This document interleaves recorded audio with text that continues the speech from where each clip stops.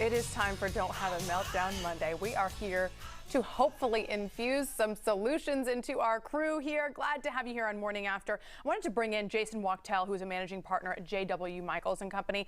We're talking about this new study that's out that basically shows that COVID-19 continues to impact our mental health. And now we're getting more specific on this study, Jason, and it seems to indicate it's our work, it's our work, it's our work, right? What types of things are employees experiencing?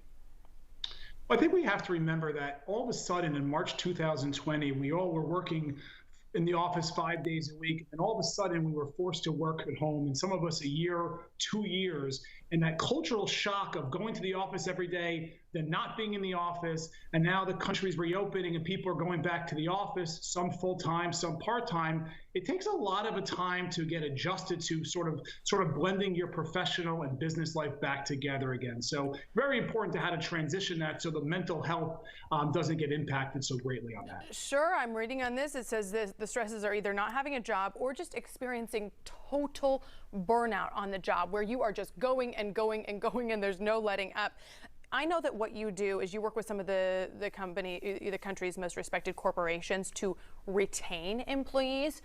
For a boss who's like, hey, I've got a great team here, but I'm worried they are in this burnout mode. What's top priority for them? What should they do?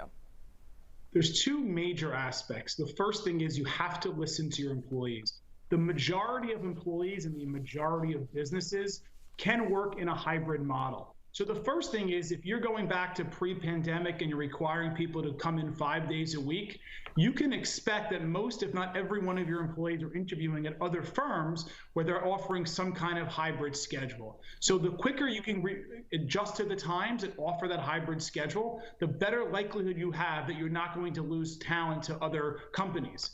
The other aspect of it is sort of self-bettering your employees, offering more training, time management speaking, organizational, offering more vacation days. Those are two major things that you can offer as an employee to your employers, where you sort of mitigate the risk of having your employees looking for other employment at other firms. Yeah, now so we've addressed sort of the management here.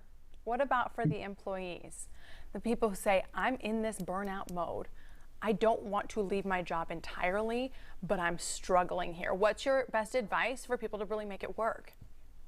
Well, there's never a better time for an employee to speak up for themselves to their employer. So the first thing that an employee should be doing right now is sort of setting those boundaries with their employer. So for example, if your boss or manager is emailing you at 9 or 10 o'clock in the evening and expecting you to respond right away, this is your time to sort of reset expectations and say, listen, I'm working very early in the morning, I'm working in the evening, but when I'm home, I'm with my family, I'm with whomever it is. I'm not going to respond to emails at 9 or 10 o'clock. I'm going to adjust to that in the morning. On the weekends, unless it is an absolute emergency, I'm going to enjoy my time outdoors, being with my family, or just sleeping late.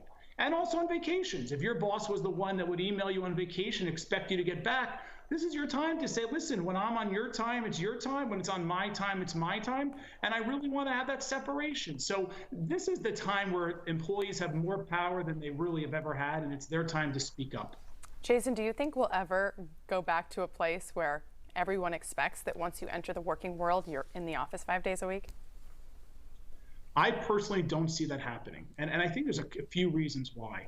Generally, if you were in Dallas, you'd be interviewing or working for firms that are just headquartered in Dallas. But what we've seen is the Amazons, the Apples, the Googles of the world, sure, they're hiring employees that can be fully remote, and they don't have to work in their corporate headquarters. So now if you're a local business owner in Dallas, you have to offer that hybrid schedule. Otherwise, you're going to lose these people to these larger organizations. So to go back to your question, I think that most businesses have thrived during this pandemic, and this hybrid schedule, I don't think it's going to go away. And if firms believe that, they better be ready to start interviewing more people, because they're going to lose their best employees to other firms that have this hybrid schedule and plan on having this hybrid schedule moving forward. I'm totally hearing the same among my friends who are at the professional level, that none of them are back 5 days a week. It's like 3 max. Jason, it looks like you might even be home right now, which I applaud you for. I think that is awesome. Thank you so much for the chat, and we'll chat with you soon. Thank you for having me. Here's his info if you want to catch up, jwmichaels.com, and then on Twitter at the same. And it really is the case. It's like a total reframing. And I think that bosses have to start trusting their employees too, that they're going to do the right thing, that when they are home, they're going to be productive. We are full-grown adults. We don't have to babysit anymore. I think it's also changing life in smaller and mid-sized cities, places where completely right where you went where the work was, and now people are going where they really want to live, or maybe are looking to retire. They're like, why don't I take the value I have in the house now in this big city and go back to my hometown, go back closer to my parents, especially those of us who were caring for our parents, the opportunity to be able to be close to them during those difficult times and still work and do your thing. It's going to change that as well.